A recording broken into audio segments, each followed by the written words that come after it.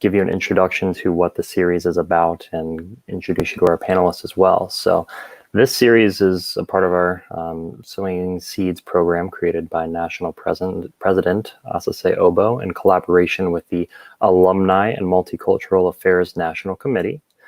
Throughout this year-long program, we're going to be providing resources on how to succeed as a pre-med and medical student. We will touch on everything from financial literacy to preparing for board exams and more. So make sure you are a national member by visiting snma.org and signing up to stay in the know. So without further ado, I'm going to go ahead and introduce our panelists. So the first one I'll be introducing is Dr. Ashley Peterson, a PGY2 resident. The second one I'm going to introduce is Dr., and this is great to finally call him Doctor, a good friend of mine, Dr. Chalupa, PGY1 family resident. We also have Dr. Colbert Nelson, PGY1 resident. We also have Dr. Cameron Matthews from the Department of Veteran Affairs. And we also have Dr. J. Cherie Allen from Centricare. So it's nice to have all of them here with us today, and they'll be able to answer some of your questions. But before we get to some of your questions, I want to kind of allow them to introduce themselves and tell their story. So in their story, they're going to talk about where they were trained for medical school and where they are now, what made them choose family medicine, if they had mentors in the career of family medicine and who those were. And I want them to end with their favorite thing about the field of family medicine. So we'll go ahead and start with Dr. Ashley Peterson first.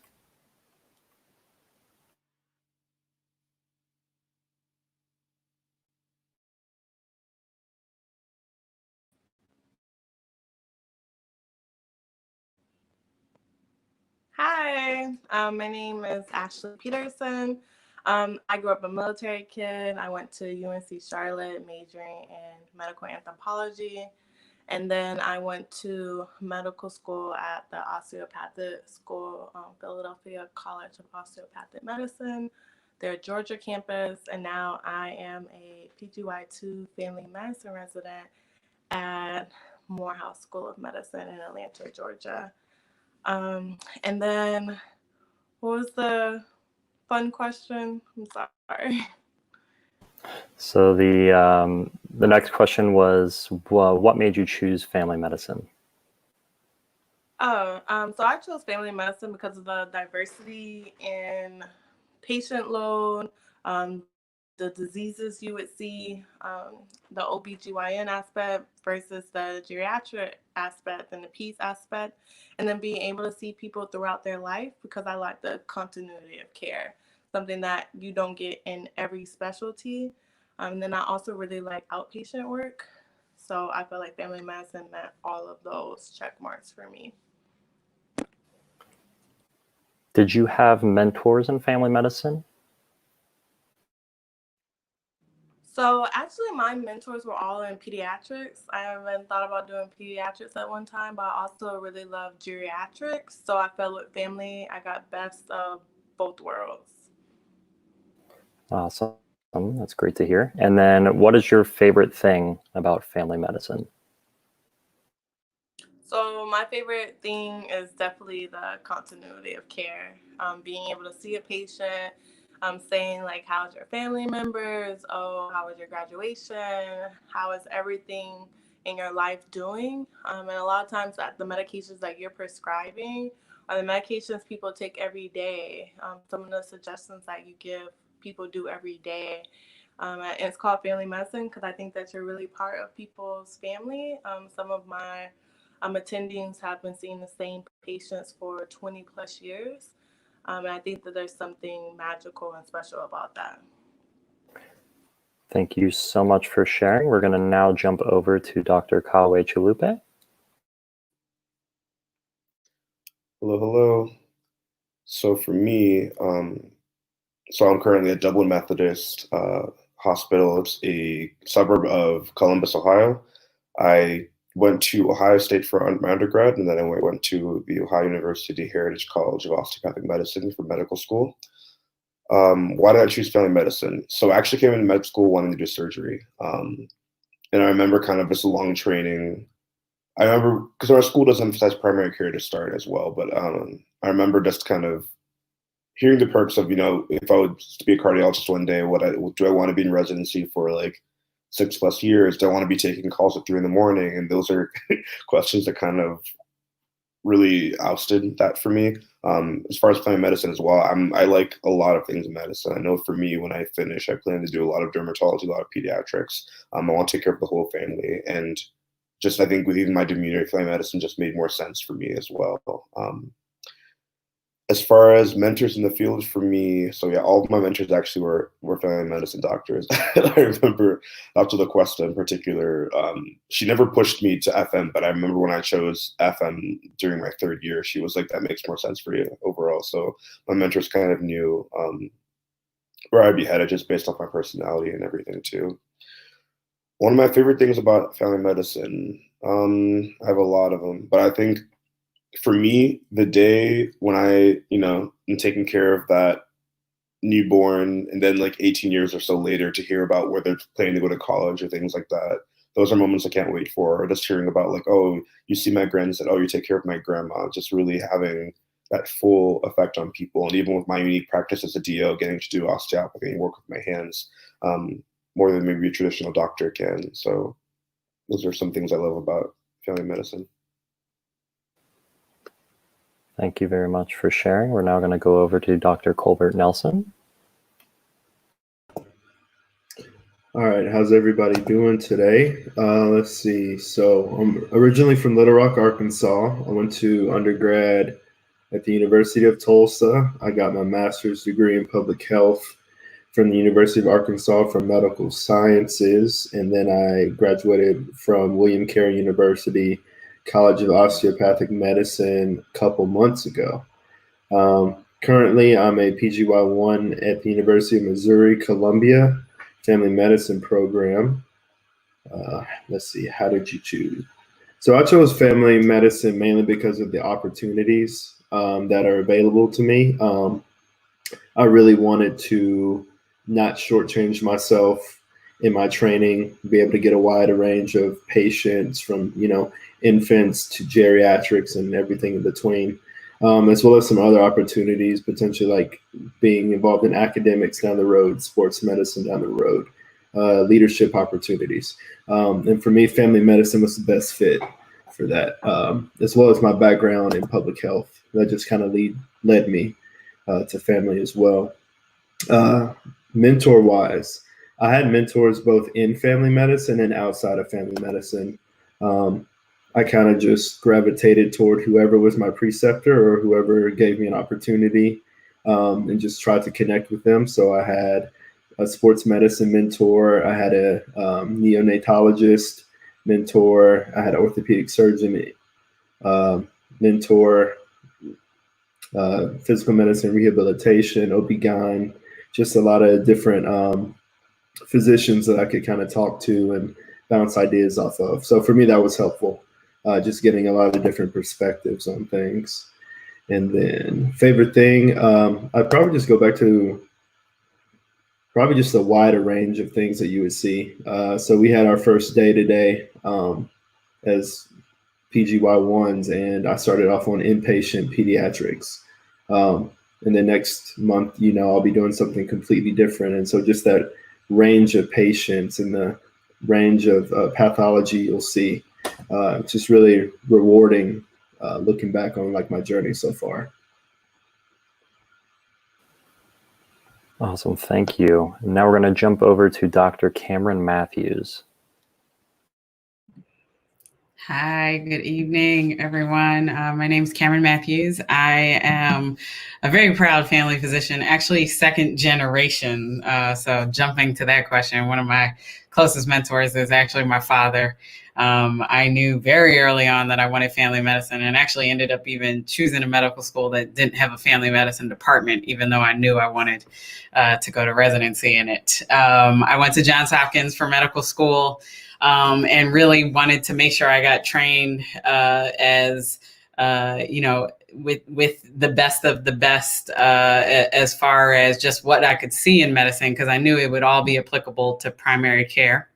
I did get a second degree. I ended up taking a leave of absence after my third year at Hopkins, and moved out to Chicago and got my law degree as well, just because I'm very interested in policy work and advocacy for our patients. And now I'm actually doing just that. I run a national program at the national headquarters for the Department of Veterans Affairs, where I help manage different issues. And currently I'm working on a handful of different projects on how VA nationwide is responding to the COVID pandemic. I definitely had a slew of different mentors, sought them out in different places, honestly, because they weren't at my medical school. Again, Hopkins is one of the few medical schools in the country without a family medicine department, but I went out to White Marsh, I went out to University of Maryland, got connected with a wonderful doctor, Dr. Washington, who helped actually make me realize that I wanted to do law school as well, that I was very much interested in policy work, because going through medical school, again, I definitely felt like there was something missing. I wanted to do something more than clinical work. And so she helped me make that decision. And I still credit her really for helping me figure that out. And what I like best about family medicine is that you can do pretty much any type of care that you want. I actually think of family medicine as extremely specialized. We specialize in people. We specialize in relationships and the longitudinal nature of those relationships. So whether you just treat adolescents or like me, I treat a lot of adults. At one point, I was doing a lot of transgender healthcare in a correctional setting. I think we specialize in a very important way, which is making sure that we're connecting with patients, and more important, that our patients understand the health system, and that we help them navigate that. So you can tell I'm born and bred in family medicine, and I love every bit of it. Thanks very much. Thank you very much for sharing. We're going to jump over to Dr. J. Cherie Allen. For those of you in the audience, if you have questions throughout this, I encourage you to put those in the chat, so that way we can get some of those answered for you. Hello, everyone. Hi, I'm J. Cherie Allen. Too am a proud family physician. I actually graduated from Meharry Medical College in Nashville, Tennessee. And Meharry is actually really strong on family medicine. We produce quite a few family physicians every year from our graduating classes.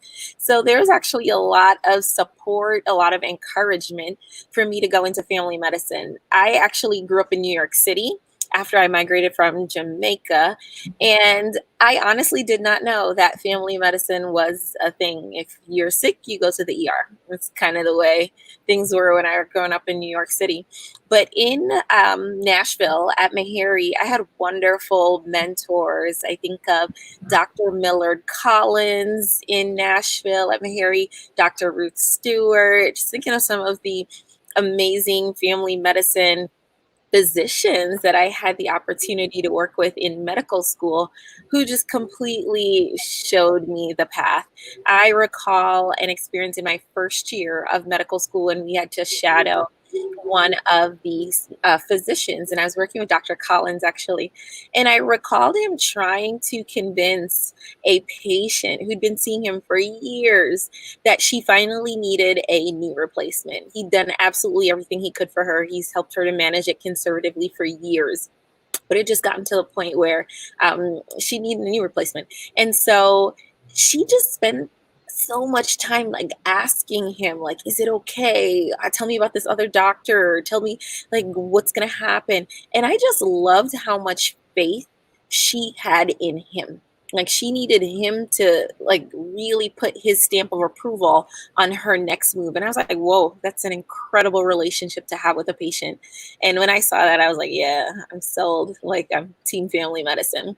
So those are my mentors. And then things I love about the specialty, the diversity of what you're able to see, what you're able to do. I currently work in a rural, federally qualified health center. It's a critical access hospital, actually, in central Minnesota. So I have clinic patients. I round in the hospital. We have a schedule with all the other doctors. And so I'm on like every 4th to 6th week. It depends on kind of the phase that we're in.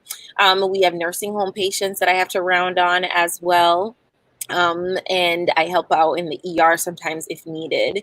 So we do quite a bit in family med, and I love it all, except for I'm still in my office charting. So there's some downsides too.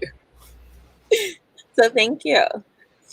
Awesome. Thank you very much. So the first question that we have for, especially for the residents, how is the transition from becoming a medical student to becoming a family medicine resident? And what were some things that you learned about yourself and learned about the process going on? Yeah, I can speak on that. Obviously, I'm still brand new. I haven't even started seeing patients yet until next week. But actually, the best word right now is intimidating a little bit, because it's like, as the medical student, you really feel like, oh, you can make a decision, but it's like, oh, it's on the resident, it's on the attending to really, like, make the final call. And like, luckily, as a PGY1, we have, our senior residents, our attendings, like, will check everything still, but just to be the one who's more in charge at this point is like, wow, there's definitely some imposter syndrome, especially for us who have been off rotation since March. I feel like I've forgotten a lot of stuff. So I know, if I'm being perfectly honest, there's a lot of intimidation, a lot of anxious feelings, a lot of nervous feelings as well. At the same time, my mentors have empowered me by saying, like, you didn't just spend 9 years in school for nothing. Like, you were prepared for this. So really just take hold of that.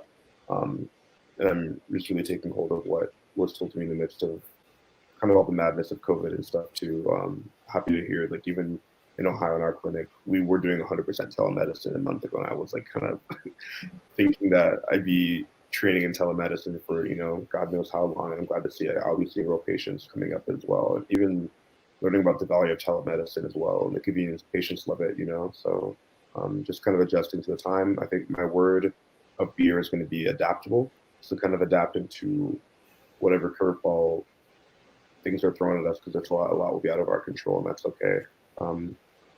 That's why I chose this field. We have to kind of roll the punches, and I'm going to become a strong doctor at the end of it. So I can speak on it too. I had my first day today, so I can just share a couple of things that actually went through my head.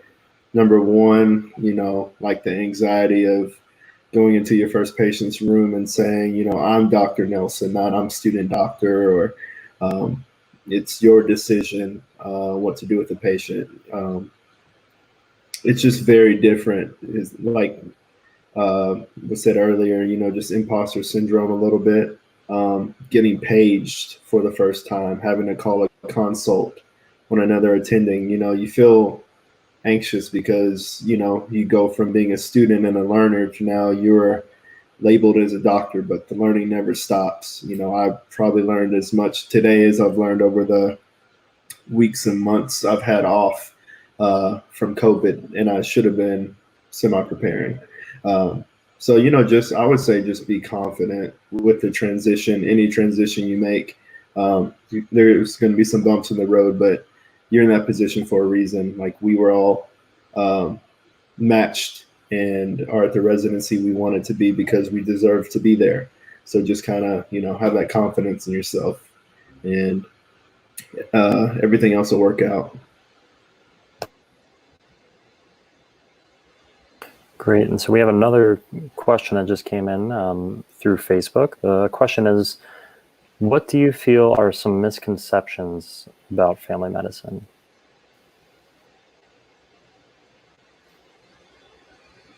I can answer that one.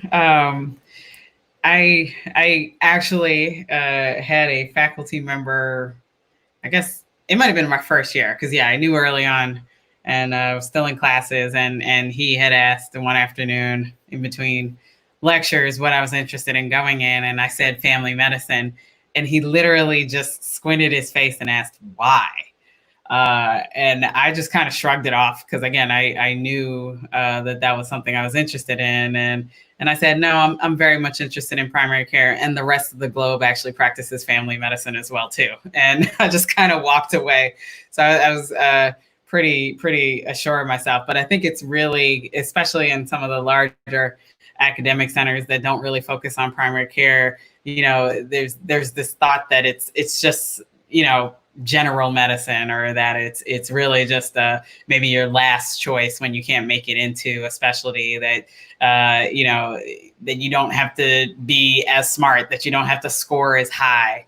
And I think that's the exact opposite. I think it actually takes a great deal of intelligence to do the diversity of work that we do on any given day, to also be able to connect with patients and really, motivate them to take part in their healthcare, to understand prevention as well as chronic disease management, as well as kids and, women's health and OB. I mean, we really practice every type of medicine, and particularly like you're hearing in a different variety of locations, and we're trained to do so. So I think it's the exact opposite of what my faculty was trying to imply.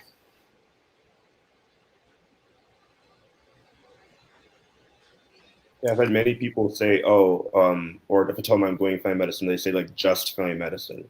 And you need to rebuke that always. It's like, especially for me who wanted to do surgery before, which is just, glitz and glam, but like, this is where I feel like I'm meant to be, and always be proud of that. Never let someone demean you or feel like, oh, you got low board scores or blah, blah, blah. That's why you're an FM. I can even speak in my class in particular. A lot of us did very well on our boards, and we're like, we're where we want to be. And I do feel like in the interview process, a lot of the PDs can tell people who are passionate about FM versus people who are maybe just doing it because they didn't score as well or blah, blah, blah. So definitely it's not just a, backup specialty for a lot of us.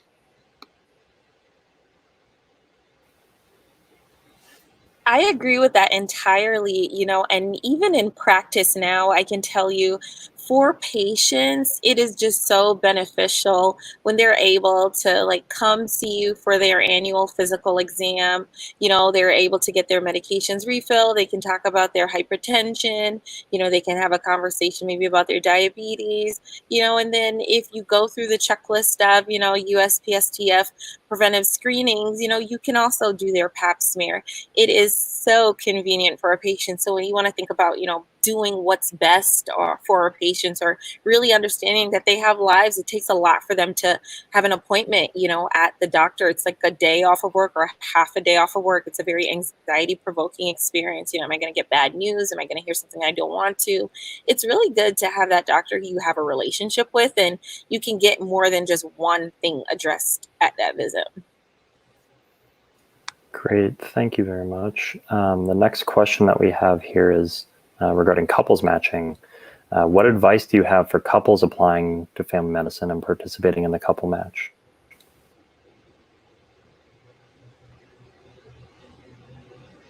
I'll leave that to some of the people who are newer to the match process. I guess I can speak on it a little bit. So I didn't necessarily couples match, but I am married. And so I will say for me, I'm equal, if not more. That was in terms of what was important for my decision and where I wanted to go was where would my wife be happy? I think it's very important to agree as a couple, what's best for the medical student about to be resident, but also what's best for you as a couple together. Because just like medical school, you're going to have to rely on them for a lot. I know even today on my first day, just, having a quick text and seeing like some, encouraging words from my wife just made the day go by easier. So that's something I would say keep in mind. No matter what.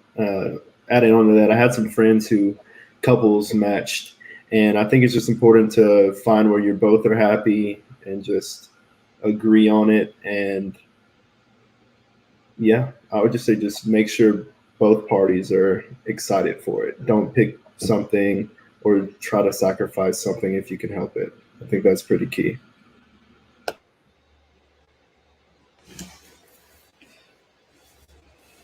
All right, and we have a great question that was sent in. What are some areas that family physicians can do their fellowship in? So what different fellowship options are there?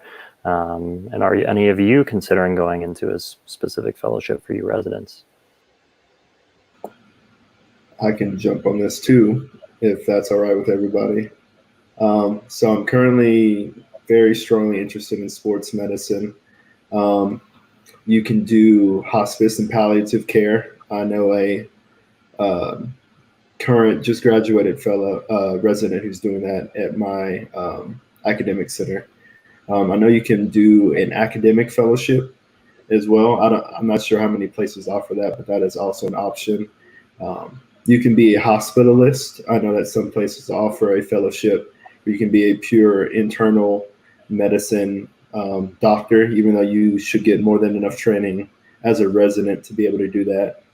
You can do a fellowship in women's health, so you can be basically a fully credentialed OB-GYN at certain hospitals, and you have all the privileges except for I would assume like C-sections and super like traumatic or atypical pregnancies and deliveries. And I believe you can also do a fellowship in emergency medicine. So you can be a full attending in a ER setting as well. I'm not sure if there's any more, but those are the ones off the top of my head. Yeah, I can add to that a little bit. There's definitely geriatrics fellowships, community medicine, which is an interesting one at some FQHCs and critical access hospitals, like the other doctor. Faculty development, in case you're interested in joining a faculty at an academic medical center. There's some population health fellowships, and I'm trying to think of other ones. I think those are the main ones, but the one that Dr. Nelson mentioned that I know is kind of the strongest across family medicine is obstetrics. And yes, after the fellowship, that's actually where you get your C-sections in, so you can be the full-fledged high-risk doc and C-section doc at some hospitals. There's plenty of hospitals, particularly more in rural areas, where family docs do that after their family fellowship trained.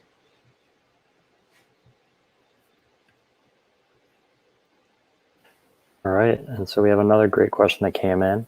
Were you ever considering internal medicine? I know that people typically lump them together, and I just want to know what separates the two specialties. What made you choose FM over IM?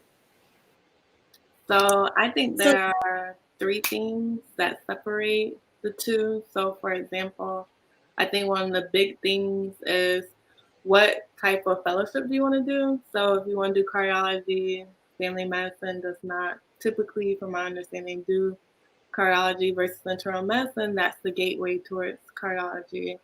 So think about, do you want to do cardiology, GI, those types of subspecialties. So that's number one. Then number two, I think there's a lot of, do you know if you want to do outpatient, inpatient, family medicine does do inpatient, but sometimes people know that they want to be a hospitalist, and if you're doing, let's say, 18 months as an internal med doctor versus family medicine programs, I would say typically average about 10 months. Maybe that training would be more beneficial if you know that you want to be a hospitalist, but there are still family medicine residents that go on to do hospitalist work with no additional training right after graduation, meaning from my class and the classes before me. So it's not necessary. And then the third thing is really, do you want to see pregnant women and then laboring women? So OB/GYN aspects, because you will do months of OB/GYN that internal medicine patient residents do not do. And then pediatrics as well. Do you love kids? Do you want to take care of sick kids? That's really the big difference, is pregnant women and children with that population load that internal medicine doesn't typically see. Yeah, I can go next on that one. So I thought about cardiology for a long time. I would have gone the IM route, but as it was just discussed with Dr. P, my third rotation actually was pediatrics during 30 years. So that was another big reason I went with FM as well. You'll see, though there are IM doctors who will do outpatient, the majority, if they stay IM, will go to do inpatient medicine. It's also, I'd say, a lot of times a gateway for people who want to do cardiology, GI, endocrinology, things like that. On the other side of it, most FM residents like myself will do outpatient medicine. Some will do inpatient, but I'd say the majority are going to stick to the outpatient world, which is what I want to do. Yeah, and I can actually touch on that a little bit too, since I just kind of got off my clerkship year, and I loved both family medicine and I loved internal medicine.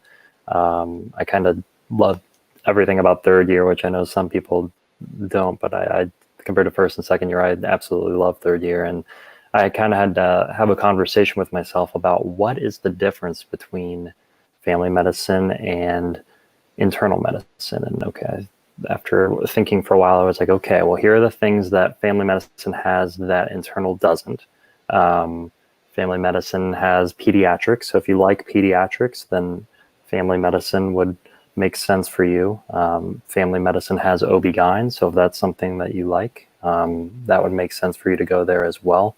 And then there's more psych, especially just outpatient wise. Of course, they both can do inpatient, they both can do outpatient. My PCP is actually a general internist. So there's not much differentiating there, but the peds, the OB-GYN, and the psych seem kind of like big differentiators to me. Obviously, I think if you want to do a specific fellowships, as someone spoke about earlier, whether it be cardiology, nephrology, gastroenterology, then internal medicine would make more sense doing that. But in terms of separating the two, I think that's something you really need to look at as well. I saw another question come in about med peds as well, and what's the difference between med peds and family medicine. So do you guys want to talk about that as well, since we're kind of on that topic? Yeah, I can jump in there. I was actually going to bring that up. That's usually the next question, right?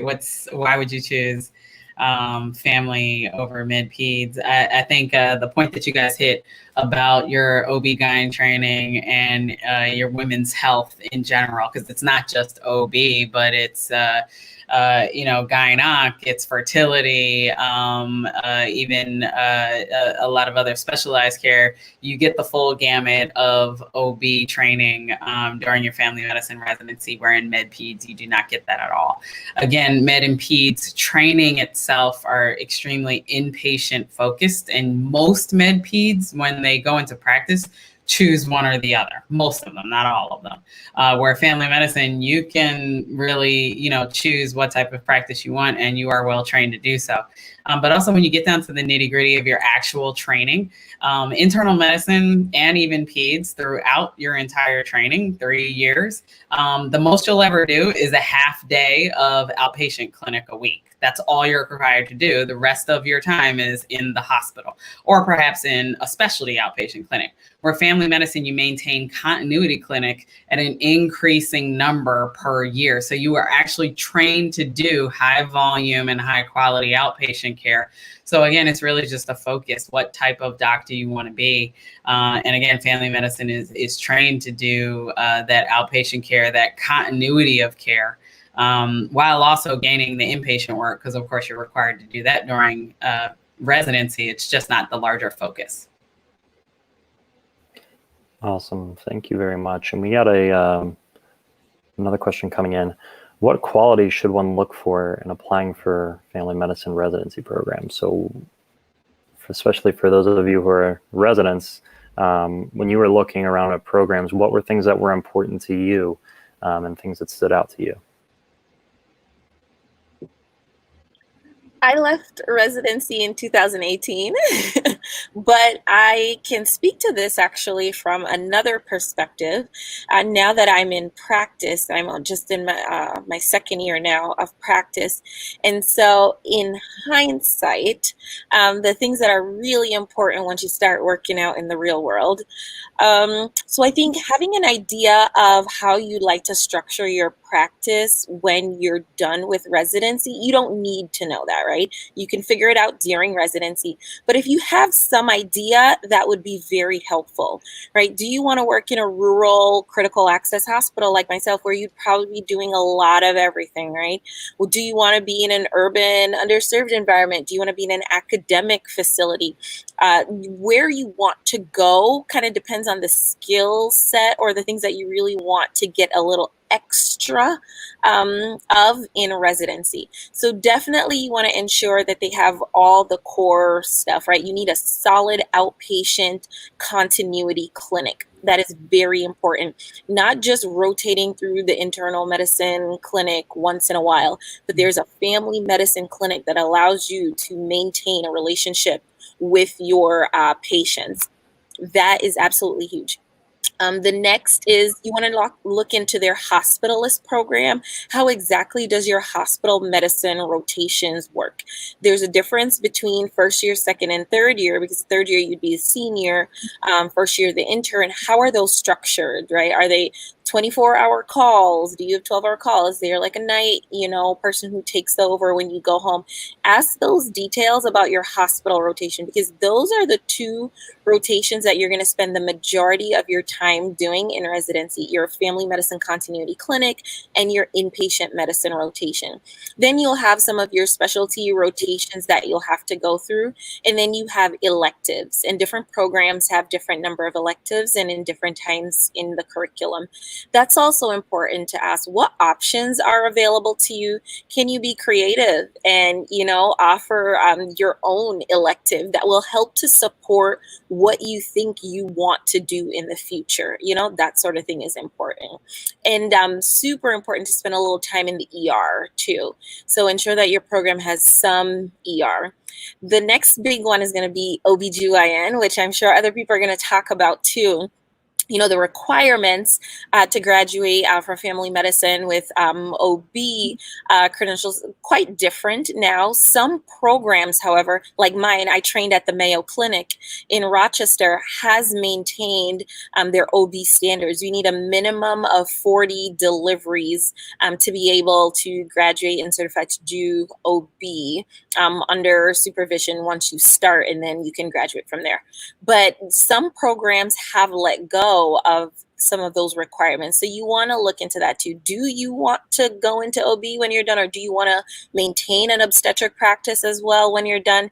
That's a huge one to look into with family med residencies. I think one of the first things I tell students when they're trying to decide family medicine residency is, even before you look at the rotations, let's think about the kind of like two branches to family medicine. And one of them is whether you're going to a community-based hospital where sometimes it's unopposed versus an academic medical center. Academic medical centers, I trained, Dr. Allen at Mayo, I trained at University of Illinois. You tend to have other residencies there that may be competing or partners in admissions from the emergency room. You may be rotating with them, like when you were in the ICU or surgery or other outpatient rotations, ED. And for me, that was pretty critical because I wanted to train around other residents. I wanted to understand how other fields learn and to be able to interact with them, and get to know the surgery department when I had to call and consult them. And it's also, in an academic medical center, most of the docs typically work for the hospital. They're part of that team. There may be hospital service. There's not this sense of outside private docs admitting in. So it's a different kind of training. Versus community hospitals, where it's sometimes even a smaller faculty group. There's a lot of outside private docs, but a lot of times your program is unopposed, which means there's no other internal medicine or other primary care service admitting. There may be a hospitalist group that helps and takes over nights perhaps, but a lot of those programs, it's just up to the residents. And so it's a different type of training. A lot of those hospitals also aren't the higher acuity level. So you may not have trauma, surgery, or high acuity emergency rooms, you may end up being the hospital that has to ship a lot of that higher acuity out to another hospital. And so it's more typically what we call bread and butter family medicine, bread and butter admissions. So your asthma, your diabetes, ketoacidosis, maybe an occasional MI and stuff. But if you need a cath lab and your hospital doesn't have it because it's a smaller community hospital, again, that patient gets shipped out. So it's, again, kind of what type of family medicine you want to see, what type of medicine in general you want to get trained in, because that bread and butter is just as important. In fact, there's more of those hospitals out there that need us. So it's really just, again, a decision. The first path, what type of hospital, what type of training do you want to train in? And then, yes, look at all those different rotations and figure out, at least, have a sense, or at least ask yourself, does it matter if I have more OB or I have more peds or the like? All right, we'll go ahead and let one of the residents answer that question, and then we'll jump to another question.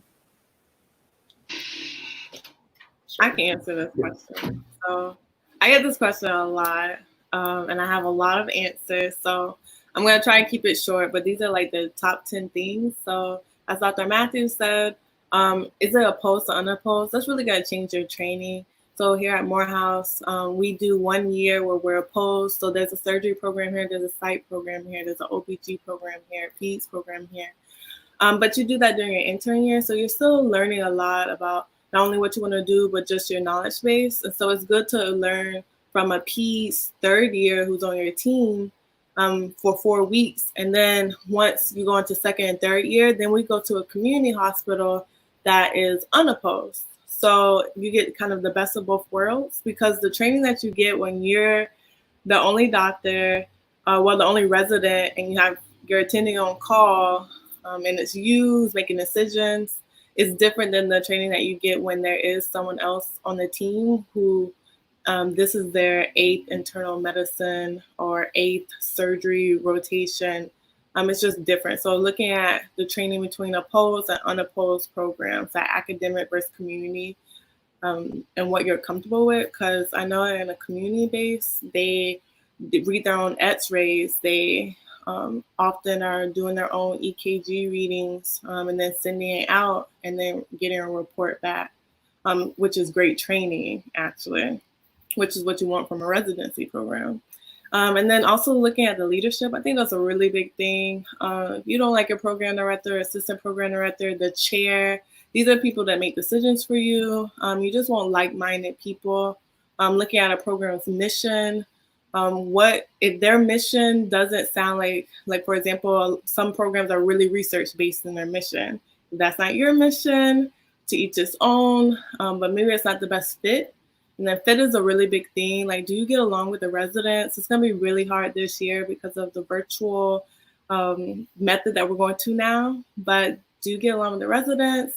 For a lot of people, diversity matters, and past diversity of the residents, diversity in their leadership. And then one thing that sometimes people are afraid to ask, but I think is important, is has anyone left the program recently? Because I think that tells you a lot about the program. And then even why did they leave the program? If you don't want to ask the PD, ask the resident, maybe you might make a connection. And a lot of people are going to be honest, because they want people who want to come to the program and are excited about coming to the program. And so they'll be honest about how they feel about the program in all. And then also like their board pass rate, because that tells you a lot about how they're getting training. And then how they evaluate you. So we get evaluations at least twice a year, more often, and after each rotation that we do. I think that's important to know, just so you know what metrics are they looking at. Like, for example, someone said they want you to have 40 births. Our metric is 20. If you don't really vibe with the OBGYN aspect and births is not as high on your list, thinking about that. I know another program where they said that second year had 100 births at one time. So just thinking about what experiences you can get out of a place. And then lastly, because I said I was going to keep it short, but if you want to ask me more, you can email me, because this is the really passionate thing that I'm passionate about picking a program. It's this also knowing what you want to do after, what do the grads from that program do after? Do a lot of them go into fellowship? Do a lot of them go into outpatient? Do a lot of them go into hospice? Because it shows what those people feel trained to do, and then also where the connections are for you and the opportunities for you after graduation. Thank you to you guys very much for answering that. We're going to jump to a question for our DOs. So for Dr. Chalupa, Dr. Nelson, and Dr. Peterson, how does your residency program help promote osteopathic manipulation training? Did you look at this as a component when it came to ranking? I can go first on this one. Yeah, just real quick. You have to be wary. That's going to be hard with the virtual thing this year, but you have to be wary about some programs will like promote and say they do a lot of osteopathy and all that stuff. And then, for example, I went to a program out in California that seems to support osteopathy, but when you got there was no DO faculty. They didn't really do it. Like they're open to, which is good. Like you want to make sure you run a program that's not like, oh, this isn't real kind of thing if you like it. But you have to really be sure of who emphasizes it and who actually like has a component for it. So my program here in Ohio, we have every Thursday we have didactics dedicated to OMT, for example. So like I want to go to a program I cared about it. So that's what I did.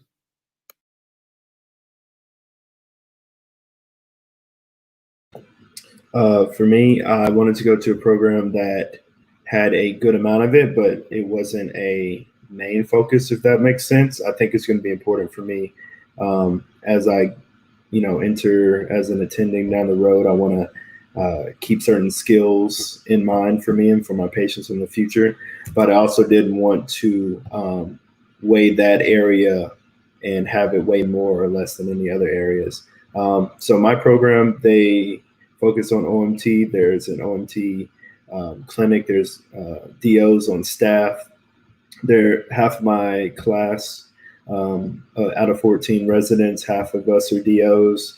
So the presence is there. I just don't think it's probably as strong as some other programs. But once again, you kind of have to find what's important to you and go for that.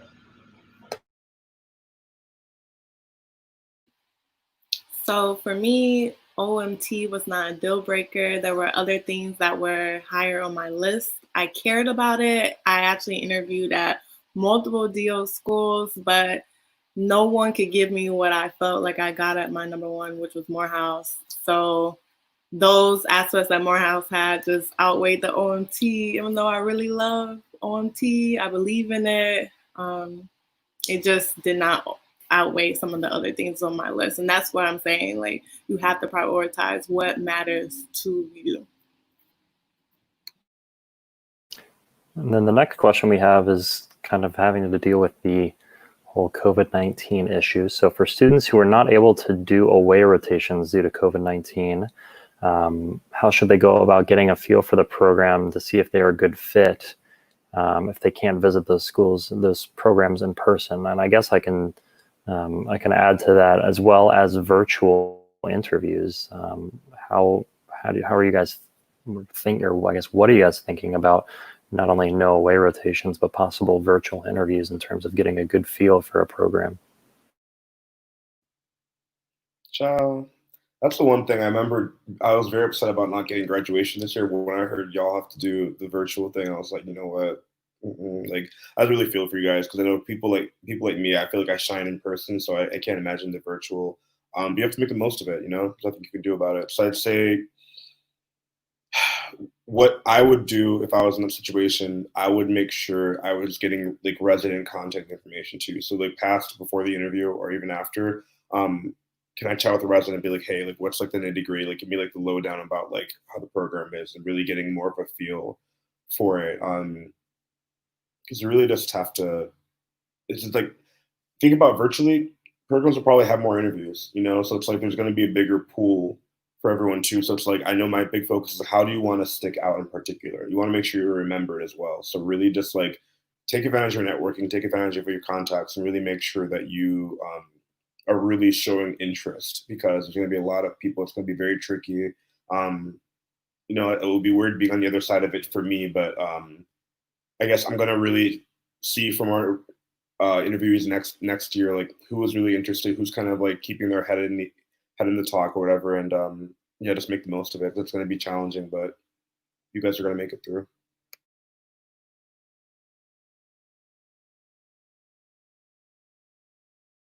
One of the things I would probably add to that too, maybe start connecting with some of the programs that you're really interested in online, especially Twitter. Hashtag Med Twitter or Med Student Twitter is pretty big in terms of kind of getting some of the academic stuff out there. So I would encourage that. Just see what the programs have to say, what do they usually talk about, maybe follow some of the residents. You kind of get a little sense of the culture based on what they're posting, what they do often, that sort of thing. But don't hold the programs to that 100%, because a lot of this comes down to resources and to bandwidth. And there's some really awesome programs out there that, just everything amazing about the place just isn't virtual or can't necessarily be felt or appreciated virtually at this point yet. So strike a little balance, follow a couple people, but still kind of know that there's probably more to the place than what you can see online. Right, and then the next question that we have is for the panel. What is your advice for having children in residency?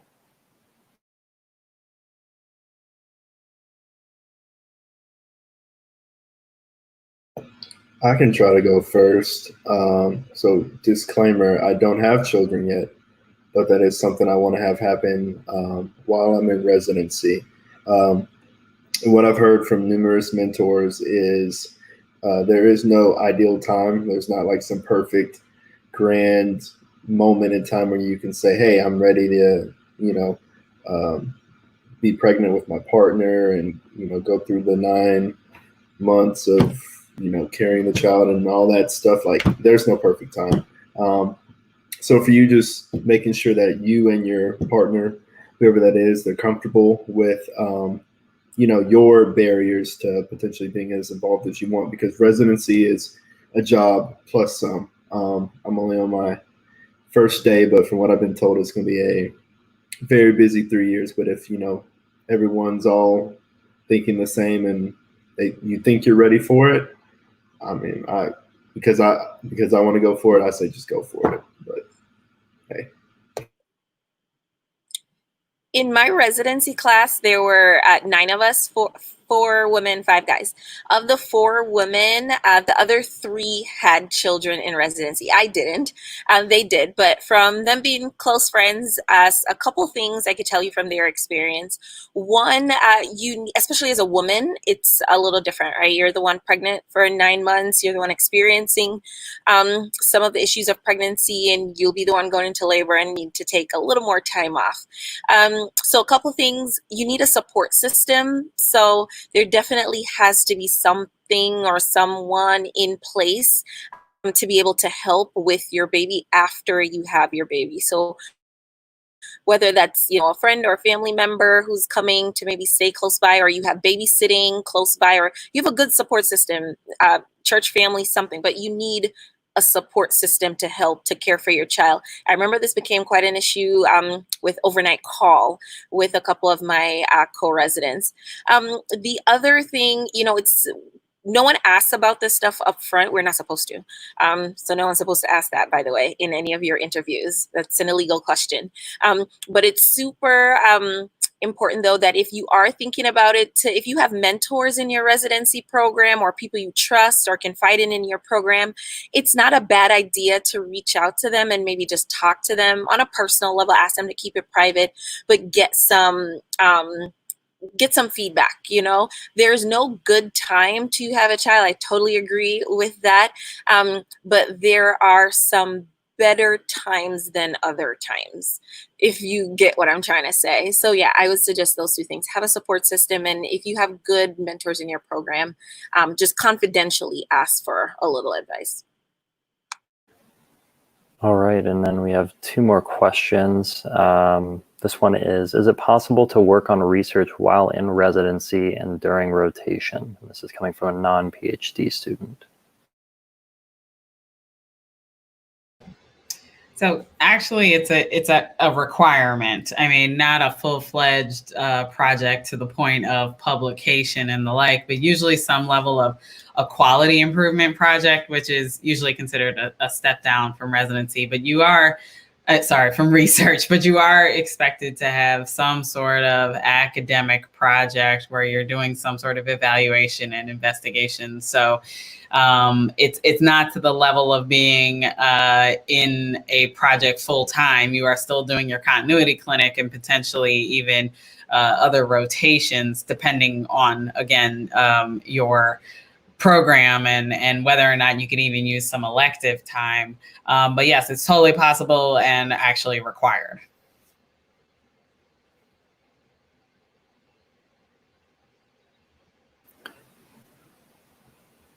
Okay.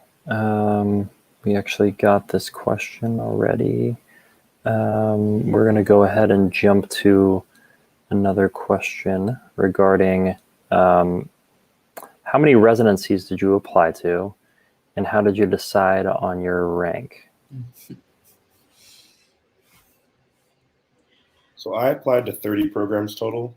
When it came down to the final rank, because what you'll find too, a lot of us, especially FM, will tell you at the end that they interviewed at too many programs. Like, I know typically for my school, I'd say 12, 11 to 15 is probably average.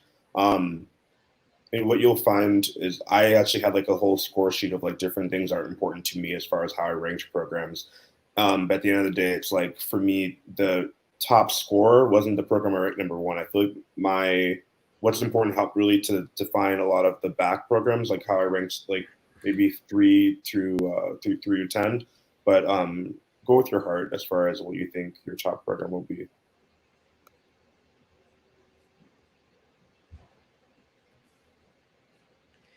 My ranking story was pretty funny because I thought I wanted one thing, which was to go home and be closer to my family. I had lived in Chicago and am originally from Philly, so thought I was going back. Across the board, I knew I wanted an academic program. I knew I wanted to work inner city. I knew I wanted to treat underserved patients, right? So I just was like, okay, this is it. I'm going back to Philly. I'll be close to my family. It's residency. I need my mom to take care of me. I need her to come cook for me. But I had lived in Chicago for years before that. And literally the week before residency, I realized I haven't lived in Philly since high school. I am very comfortable in Chicago. I can actually take care of myself better in Chicago than probably my mom could in Philly. So the week before rank day, I flipped my list completely. I had all the Philly programs and then the Chicago programs. I flipped them all in. I almost like passed out. I was so scared doing that. And I applied to, I think, 7 programs. I didn't apply to that many. So I can go next. I actually took a different kind of thought process. For me, I thought I went through 4 years of undergrad, 2 years of my master's, going into medical school, and then, working on 4 years of medical school. I didn't want to potentially leave out a very good opportunity, so I applied to a good bit of programs, I think maybe like 30 or 40. And I think I interviewed at a lot, probably too much, probably like I think 17 or 18. And I tried to get a good mix of academic centers, community programs, just a good variety, mainly in the location I wanted to be.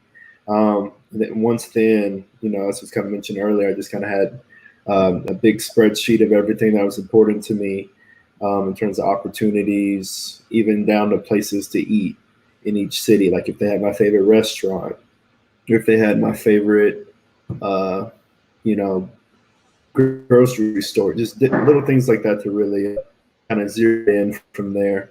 I probably did a little bit of overkill, but that's what I had to do, and that's what made me really happy at the end of the day, because I ended up at my number one too. So apply to as many as you feel comfortable with, and as many as you feel like paying, because you will pay for every single one you do over a certain number, and you have to just get it done, because it's, you know, the final barrier for you, for most people before you start residency, is getting that match done.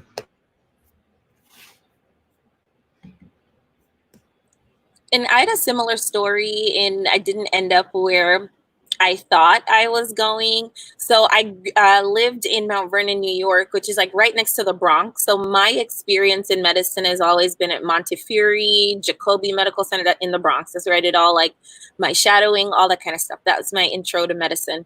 And so I was quite certain after I left Meharry that I was going home to the Bronx. I'm actually a National Health Service Corps scholar. And so I wanted to do urban underserved. That was always my plan. But in my fourth year of medical school, I did a visiting rotation at the Mayo Clinic. One of my deans actually encouraged me to pursue this rotation. And I was really impressed. God's honest truth, I probably couldn't have told you where Rochester, Minnesota was before I ended up going to Mayo. But I went for this rotation and I was just like really impressed. I felt like I had such strong experiences in just 4 weeks. I was in the nursery, you know, taking care of newborns. I was in the family medicine outpatient clinic. And I was working in the hospital, even had the chance to do a little overnight call like with the team. So that was so incredible. I was like, whoa, if I can do this in 4 weeks as a medical student, what can I do with my life here in 3 years as a resident? So I too flipped my list completely. And I was just at a place where I was willing to take another risk. I was willing to still be away from home, be away from family and loved ones. And I think it paid off. So I think that's another question in hindsight that I think ended up being more important than I thought at the time. Where are you in your personal journey? Like, where are you in your life, right? Have you, like Dr. Matthews, been away from home for a really long time and it's time to go home? You really want to go home for various reasons. You want to start a family, you want to do that sort of thing, even though she ended up switching, you know? Or are you at a place in life where, you know, you're still ready for an adventure? I went to undergrad in New York. I went to NYU and City College. So I didn't leave New York or home for college. I left for medical school. So I felt like I still had another adventure in me. So I didn't mind going to a place I'd never been where I knew no one for residency. So think about that too, your personal kind of scale of your life.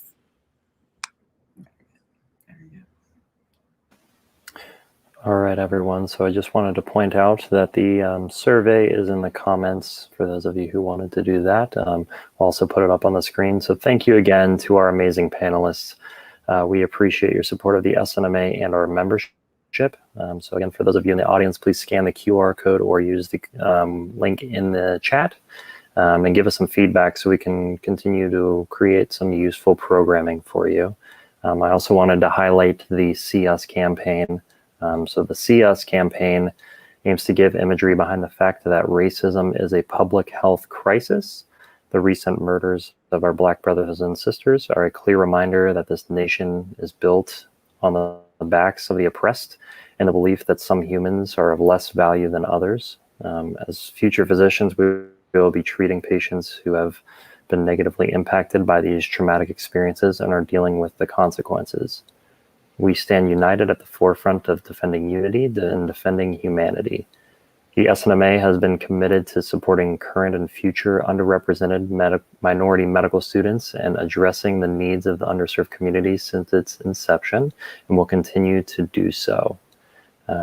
Just another reason to join us on social media and visit our website. So share the collage that we have or use a black and white photo of yourself with your story and continue that campaign on. So once done, stay on the lookout for more from our campaign as well. This is not just a one-time event. This is a commitment to speaking up, taking action, and taking a stance against racism. So thank you again for joining us. I encourage you all to follow us on Instagram at SNMA_official, on Twitter at SNMA, and like us on Facebook. But most importantly, if you are not a national member, please visit snma.org to sign up and get connected. Thanks for tuning in, and I look forward to seeing you all at our upcoming Sowing Seeds webinars. Thank you. Thank you, guys.